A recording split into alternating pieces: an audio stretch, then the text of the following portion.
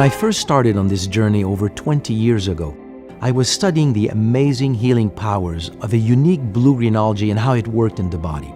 And what we discovered was that this blue-green algae was stimulating the release of stem cells that were then becoming new cells wherever they were needed, something that was at the time a complete breakthrough.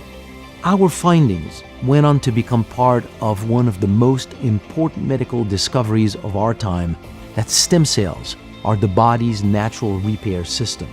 And while the medical world began to focus on expensive and somewhat invasive treatments, nobody was looking at how to tap into the power of stem cells naturally present in the body.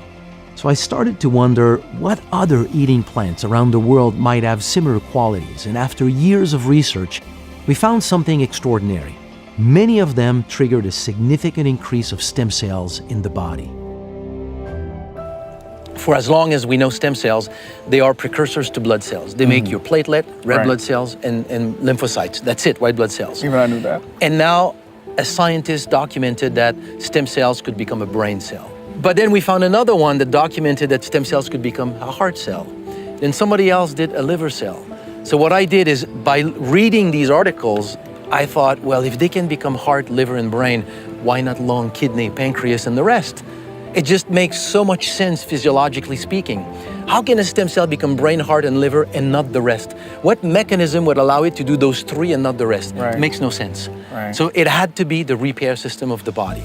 So we published that idea in the scientific literature, and in the back of my mind was, that plant that leads to so many benefits in people, maybe that's how it works. It releases stem cells. I can tell you, at the time when we talked to investors or scientists, or the investors like the story but talk to scientists, the answer was unanimously, these guys are nuts. Right.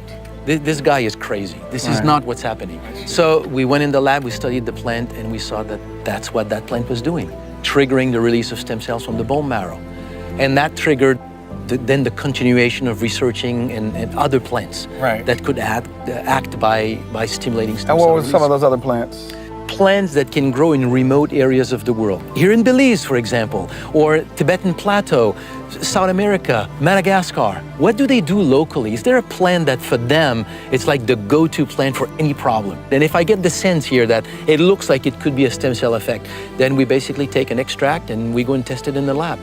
And we've tested like this sea buckthorn berry from the Tibetan Plateau, Allomacroglada from Madagascar, Ficoidan from some seaweed from Tasmania, Notoginseng from China. These are the main ingredients that we have now in STEMREGEN. So these are all plant extract that work by triggering the release of stem cells from the bone marrow.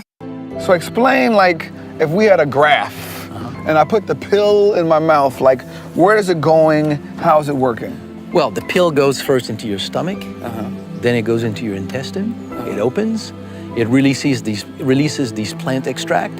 These plant extract goes into the bloodstream, and as they travel to the bone marrow, or for others, it's other mechanism of action, but they basically, it reaches the bone marrow, and through various mechanism of action, triggers the detachment of stem cells from the bone marrow matrix, and they get into the blood flow. So now when we count the number of stem cells with a machine called a flow cytometer, so you sit down at rest, we take a blood sample, we count the number of stem cells. You take these 2 pills, and then we count the number of stem cells an hour after, 2 hours after, 3 hours after, and we see the increase in the number of stem cells in your bloodstream. It's that simple. And now that blood is gonna go to places everywhere that need the healing. The blood will go everywhere, these stem cells will go everywhere, but it's your repair system. So just like your immune system.